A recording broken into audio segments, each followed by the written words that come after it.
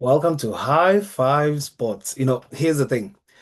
Hakuna kitu ngumu sahi kwa dunia kama kuchukia Arsenal. I think it's the most difficult thing anyone can ever want to do right now. 25 games na wamechapa tu mbili peke yake. I mean, easy hate watch. You guys, you gotta start loving us at some point because easy hata si hate watch anymore. Hizi sasa ni love watch. Mko tu hapa tu kuona tu venye tunashinda because there's no way on earth you ever come to an Arsenal game expecting them to lose. So definitely there's always that 90% possibility that tutashinda na ka 10% tunaweza draw. Yo, today's game was actually fantastic. It was Arsenal versus Bournemouth, and that was one of the most, well, frankly, it was one of the most intensely annoying games I've watched in a while. Reason why it was a bit annoying is because how things were going. I mean, we were playing fantastic, fantastic until Gabriel decided to do that thing. And it's very, very hard to hate Gabriel because there is no one who knows how to make up for their mistakes, ka Gabriel. I mean, 10th minute anapatiana bao and I think 6 minutes later anarudisha bao, anaambia cheki guys, nilikuwa nimefanya blanda but nimewarudisha tena draw. Sasa tuanzeni kutafuta bao ya ushindi. Do you know how proud I am of this guy? Manze, tukimnunua mjamaa alikuwa wasiwasi. To see him grow to become the player that he is today, Manze, it's intense. Now let's just look at the game. There are a few things that I wanted to talk about the game. Now, the one thing that I would want to start with is the squad selection. Today's squad selection. Well, the minute I saw the squad selection, I was like, okay. I mean, in one hand, I understand Arteta for doing what he did because, in real sense, what's the point of having a very, very deep depth if you're not going to do squad rotation? What's the point of having so many good players and back? Because considering most of them were quite injury, so for them to be back, we would expect him to use them at some point, and he did. Today, he did. He actually showed us one thing is that he believes in every single player that ako kwa squad. Now, there are still some questions over Eze. Why is still not giving Eze more chances, considering the fact that there are opportunities for him to actually bring him on, especially in the second half where he always has to substitute Odegaard. For one thing, I've realized that he would rather put on anyone except Eze. Now, I don't want to be a bit hard on Arteta because I know he knows what he's doing, but sometimes questions have to be asked. What is it about Eze? Because when Odegaard wasn't there, Eze was, and Eze performed, and Eze delivered. So the question right now would be, why is it so difficult to play Eze? Why would he rather play everyone on? Now, I have to also be fair, again, like I said initially, to Arteta, because to be honest, when you look at it, Merino is not a bad substitute, especially when you're 3-2 up and you're looking to defend and as well as attack. If you're looking for a player that can help you defensively and is very good when you're attacking, Merino has got some very brilliant goals, especially games that we were down. If you remember the Newcastle game, so Adi hapo, yeah, I don't have any blame for, like, I don't have that much. Um, well, to be clear, I actually expected Arteta to play Eze a little bit, considering that Merino started the previous game against Aston Villa. Now, that being said, there was also the question of him bringing on Madueke and Martinelli on the game today. Now, on that one, I actually commend him very highly because that was a very good choice. Those two needed to play, and he actually really needed to start resting Saka, and he also needed to start resting Trossard. Yes. Now, these two, they have been putting in some serious effort. And if you look at the Aston Villa game, these two actually really came through. They played their hearts out. Like, they did everything you'd ever expect your winger to do, and they brought the victory back home. And that was something that was really important because Aston Villa was not an easy game, and I am pretty certain most people actually went to that game hoping that we would lose. Not me, not me, not me. Sipatikane hapo. Na usijue bado tunaulizaga ile swali. Hatutaiacha kuuliza hii swali. Bado tunasema bwendia ama tuachane na hiyo upuzi. Yo, now coming back to this game against Bournemouth, and here's the thing. There are a few things that I actually think about when I actually look at Arsenal on the pitch. And today we looked really good. Today we looked really threatening. Today we looked really, really, really on form. I guess the first mistake was with Gabriel, and on that one, I can't really question. Okay, it's kind of hard to be hard on him, considering the fact that later on, after that one mistake, he went on to put on a brilliant performance, ensuring that he actually scored a goal. And there were some instances that he actually made sure that we didn't concede. Although conceding two goals is starting to become a bit scary because we don't concede this many goals. For us to concede two goals in a game, that has to be questionable. But then again, when you think about it, last year we played Bournemouth and they beat us home and away. And on their ground, they actually beat us 2-0. And although we did get a red card because Saliba was red carded on that game, you still have to give them a little bit of respect.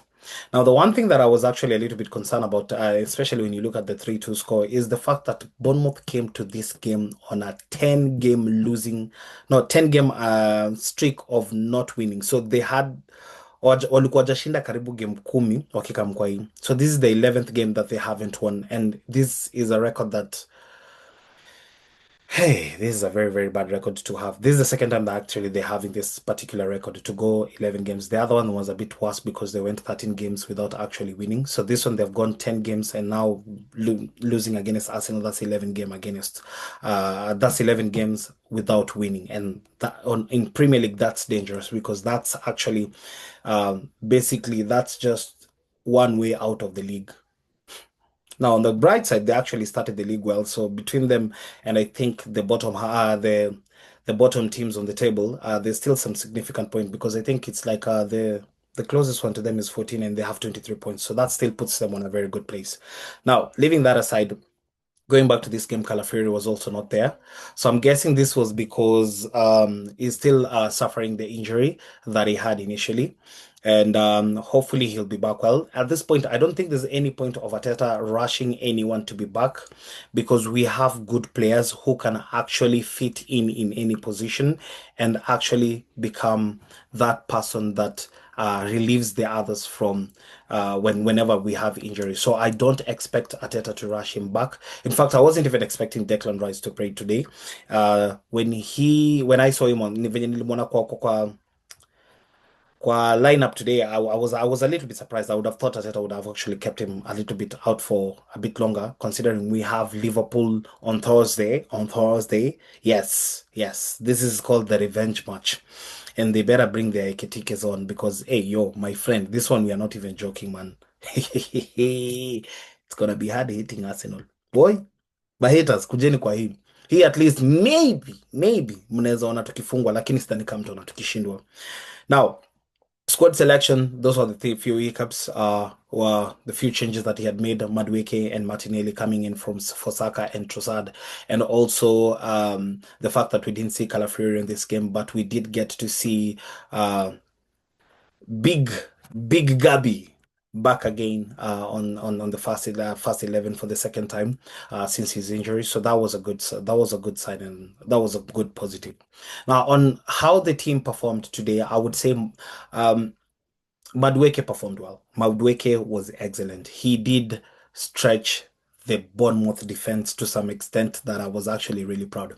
To be honest, I don't think there's ever a game Madueke has played that I wasn't actually happy about his performance. I've always been happy about his performance. There are some things that I think he can improve, but then again, when I look back, I don't think we have any winger that didn't struggle in the beginning. So I'm still giving him time. Eventually, I think he will catch up and he will start to bring in the results. I mean, it's Arsenal. He has to bring in the results. Now, the part that I am a bit disappointed was Martinelli. And I'm starting to think that Martinelli really struggles with Premier League. Champions League, he knows what he's doing. And nafikiri ni kwa sababu, if you ask me, I think it's because Champions League, it's an open game. And most teams don't go there to park the bus compared to Premier League. I believe like teams, whenever they know they're playing Arsenal, they will park the bus to some extent. Now, Bournemouth did not do much of that today, but even the little bit did affect the way Martinelli performed. To be honest, me, nilikuwa na expect a little bit more from Martinelli, and for him to give us that kind of a performance, I didn't feel him as a threat throughout the game. There was no point at that he did anything that made me feel like, yo, exactly, keep doing that, do more of that, more and more of that. Ingine tena, another one and another one and another one. throughout the game, I always felt like Martinelli was struggling and he was just trying to find rhythm that he wasn't yet finding. Gyökeres, on the other hand, um, Gyökeres has been struggling this season. And to be honest, I am one of the few Arsenal fans that still have hope that he will actually come through. But I have to also admit that he hasn't been having the best whenever he gets the chance. Now, one thing I always said with Gyökeres is don't rush for the goals. I mean, the goals will come eventually. The one thing I would want him to mostly look into is trying to find rhythm in the game. Just, find your balance, understand the players that are around you, understand their strengths and their weaknesses, learn how to predict some of their moves, and do the simple things a striker would be expected to do, like holding the ball up front, opening spaces, creating channels for passes, those dragging defenders out of positions. Those are things I expect him to do, and he did do some of those things, especially when it comes to dragging defenders out of position. He did that excellently. In fact, that's the reason why we had the first goal that Declan Rice scored. He dragged the defenders out of position so much that they actually forgot to cover the space that Declan Rice was left free. And that's a good thing. That's what I want my striker to do. I want my striker to be annoying. I want my striker to be a frustration. I want my striker to be a nuisance to every defense that he plays against. And he showed me that today. And I was a little bit because he keeps on improving. He keeps on improving. And me now I'm Kweli. Mabao zitakam. He may not be the next Haaland, and in real sense, we don't really need him to be the next Haaland. I mean, this is Arsenal, everyone scores. What we need him to do is just find his rhythm, find his momentum, and grow from there, build from there. And eventually, you will start to see, yes, the money that we paid didn't go down the drain. Yo, lakini saa zingine unajiulizanga itafika lini? Because we kinda need to start seeing them results coming very soon. Now, that being said, the other player that I actually thought really performed very well today was Timber. Timber was the nuisance that he always is. Timber was everywhere. Timber was doing his best. Timber was making tackles. Timber was defending. Timber was attacking. Timber was midfielding. Basically, Timber was everywhere, doing everything that he needs to be doing. And I love Timber because Timber is the most consistent player in that squad in regards to availability, in regards to performance. Timber is always available. Now, Saliba did well, but Saliba has this thing. I feel like Saliba and Raya have been um, you know how sometimes the defense can become too comfortable that sometimes they forget to do the small basic things. Like their awareness has been kind of lacking. Me kwanza Raya lately, especially distribution yake. Because here's one thing me I always say. Raya is one of the best shot stoppers, but he is not the best. But when it comes to distribution, currently I don't think there's any goalkeeper that is good at distribution like Ryan. We can go for Liverpool's goalkeeper, but then again, I still stick with Raya. The only problem I have with Raya sometimes, and especially this season, is sometimes his lack of awareness is because there are times that manze, kuna bao zingine tunafungwa hadi unaanza kujiuliza Raya, where were you? What were you looking at? What were you looking at? Because I need to see more of you. I need to see better from you. Your distribution these days is lacking. I mean, the miss pass, manze zenye anapiga squeezy. Now, there was one good pass that he actually distributed today, and that was to Declan Rice. Apart from that, I don't think there's any other distribution that he did very well. Most of them were really, really, really poor. So on that one, and there's those ones where I can say he's giving the striker 50-50 chance to actually go for it. But no, man, guy has been out. He has been doing things me mazadi najiuliza ni nini Raya anadu. Raya, wewe na Saliba this season. Mm-mm, mm-mm, mm-mm, mm-mm. But Declan, you couldn't even tell that this is a guy who was out on injury for the Villa game because Declan kept in a brilliant performance, and I love the performance because the things that Declan was doing today are the kind of things you need to see your striker do. And sometimes you sit there and you see the way he puts in effort, the way he runs down the field, the way he tackles, the way he attacks, the way he defends, and you're just this is money well spent. I mean, if If we win the league and the Champions League this season, then Declan needs to win the Ballon d'Or. Because to be honest, this guy has carried us for a while. Now, truth be told, there are games that he hasn't been there. And for all the games that Declan has not been there, we have never lost. So there is that. But then again, you can never say that you never saw Declan's effort in any game. In fact, it's very easy to tell when Declan is not playing his best because he is very easily noticeable. Like you remember the Chelsea game. I remember that game. That game was one of the most intense games. And on that game, I feel like Declan just lost his it's usually losing it, but something was not just right on that game. Declan was not performing like the way we expect him to perform every game. So him coming back and doing the things that he did the way he did them, I was like, yo, that's my midfielder. Yes, that's my captain without the band. Because to be honest, Declan has been that for us. Declan has been very consistent to score goals today. Now, do you know what pisses me off? And this is the most annoying thing. But so today, when I was actually trying to what do you call it? Today when I was trying to figure out my fantasy squad, so Declan was 50% out, so there was a possibility that he wasn't going to play this game. And to be honest, I didn't even expect Arteta to rush him back, considering the fact that we do have midfielders that can play that position and hold it very well at the moment. Not as good as Declan, but still good enough to actually beat Bournemouth. Now, that being said, I removed Declan from my squad and I brought in Trossard because Trossard has been the one of the I would say the third or second most consistent player in the Arsenal squad. Every time he comes, you always feel the threat from Trossard. Today was a bit he was a bit out of it because I would say maybe it's because he didn't have much time to do so much, but still, even with little time, Trossard has shown us that he can actually do so much and bring in the goals even with little time on the score on the game. But now I feel so bad because I I can only imagine the amount of points that Declan is now about to start giving other people, and I am not going to be sharing in this point simply because I didn't add him to my squad, and the guy went on to score 2 goals and put in a brilliant defensive performance. The one day that I remove you, the one day that I remove you is when you go and do things like this. Hmm.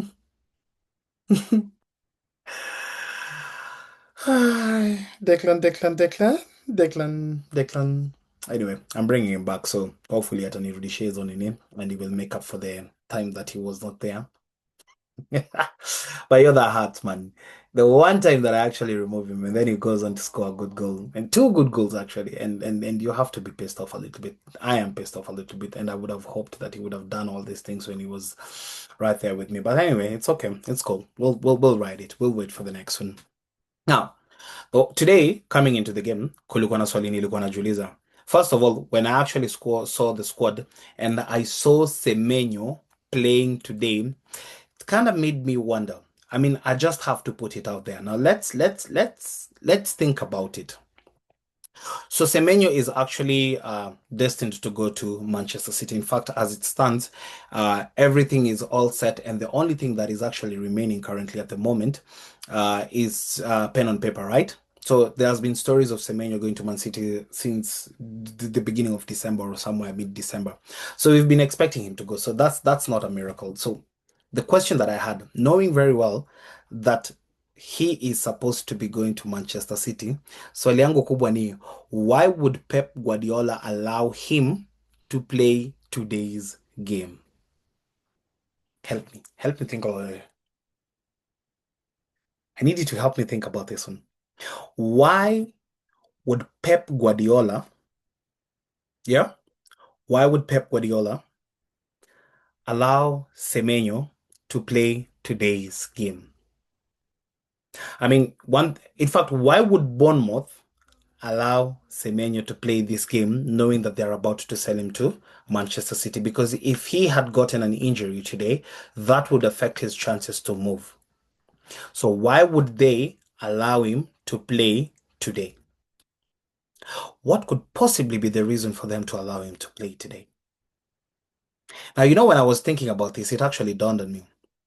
If I am Manchester City, or rather, if I am Arsenal and Manchester City are going to play Bournemouth on their next game, and I am looking to buy Bournemouth's best player, and the only thing that is left to is pen on paper. And Manchester City are top of the table, and I need them to lose points.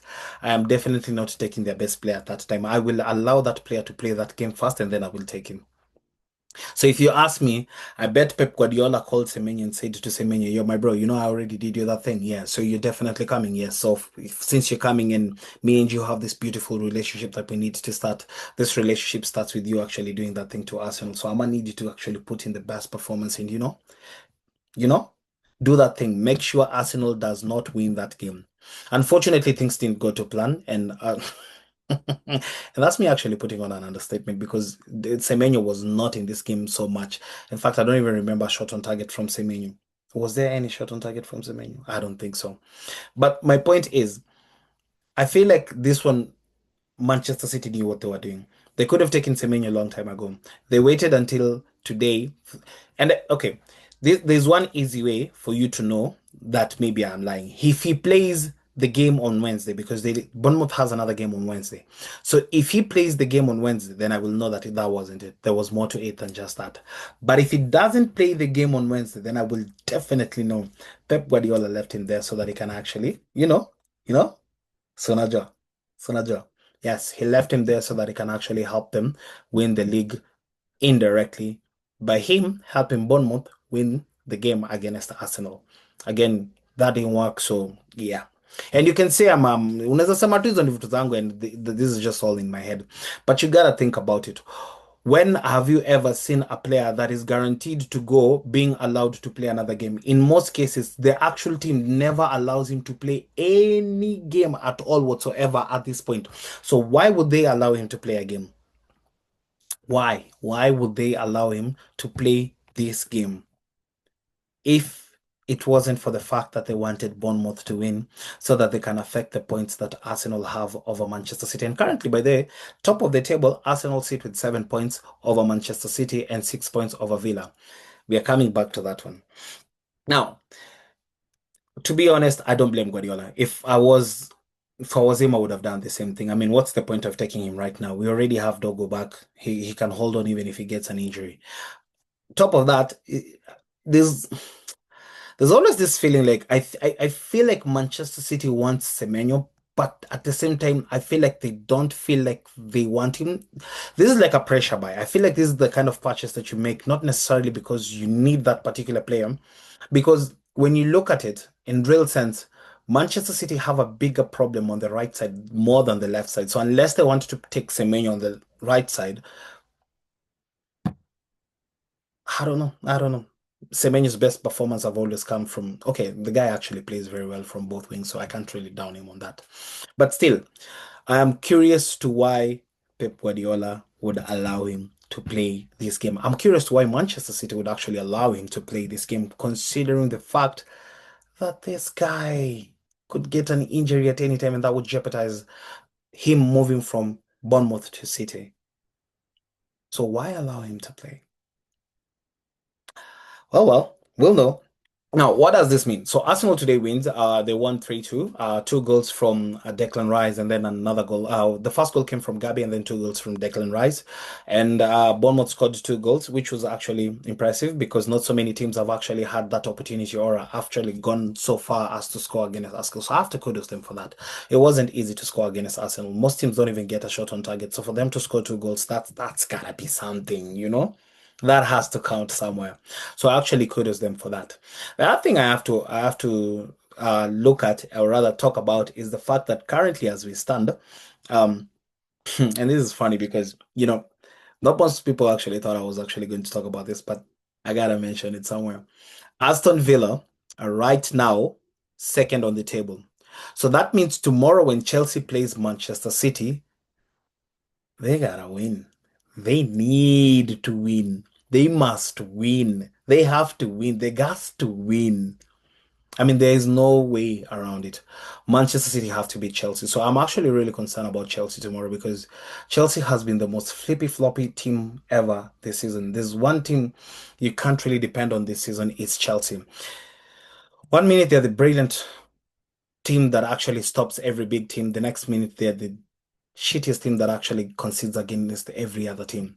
But the one thing I know about Chelsea, the one thing I knew about Chelsea when they were under Maresca is they were really, really good against playing against top teams. Like when they're playing against big teams, they really knew what to do, how to do it, and they did it correctly. The problem they had was with small teams. But now that Maresca is not there, I'm not even sure we can actually have the same discussion because I'm starting to think that,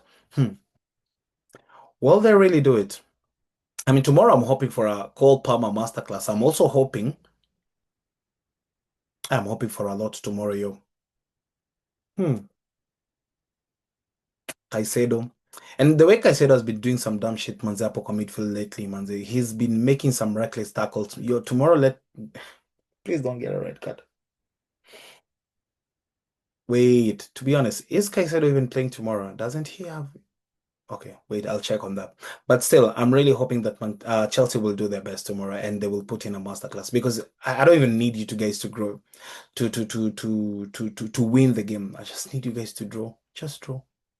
A point off there, a point off here, 2 points off there, 2 points off here. Hey, guess what? I am a happy man. So tomorrow hate watch will be actually interesting because if Chelsea doesn't win, I'm also happy because now it means okay, it's official Chelsea are no longer in the title race. But hmm,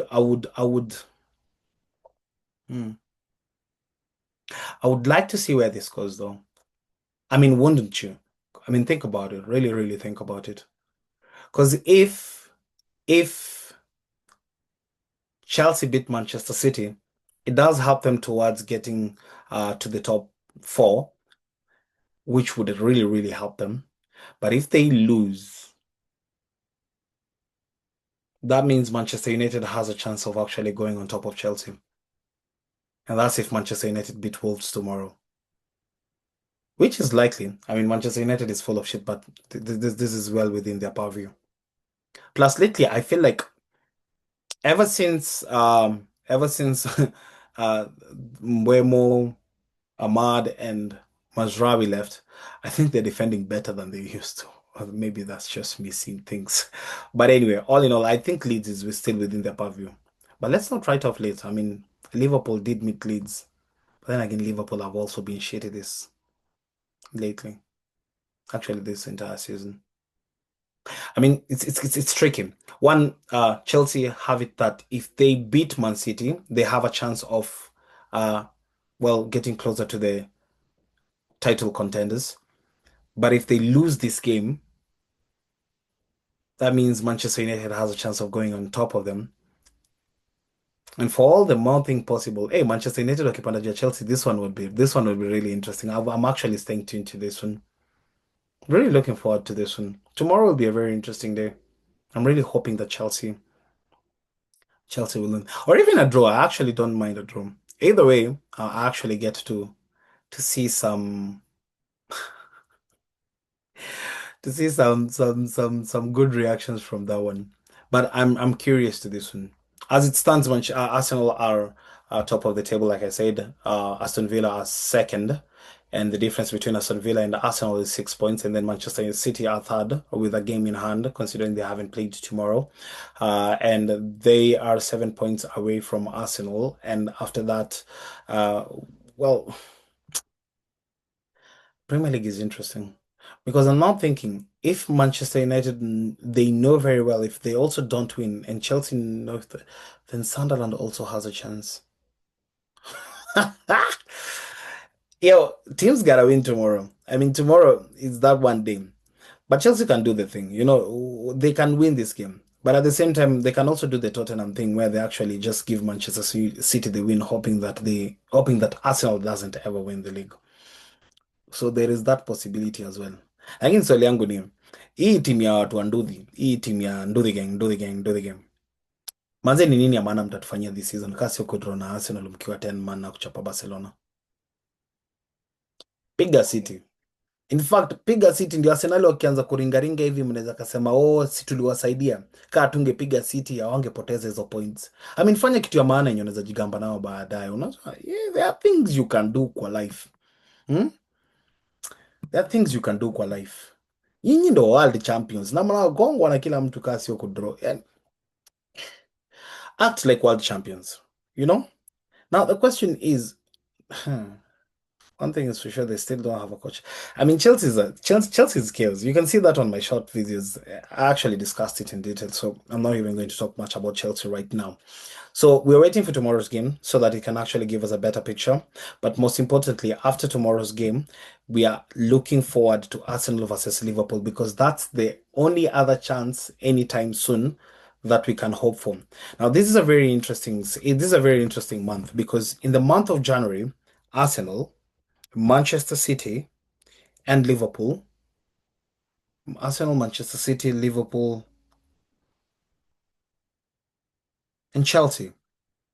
Yes, I think all will play 9 games in January.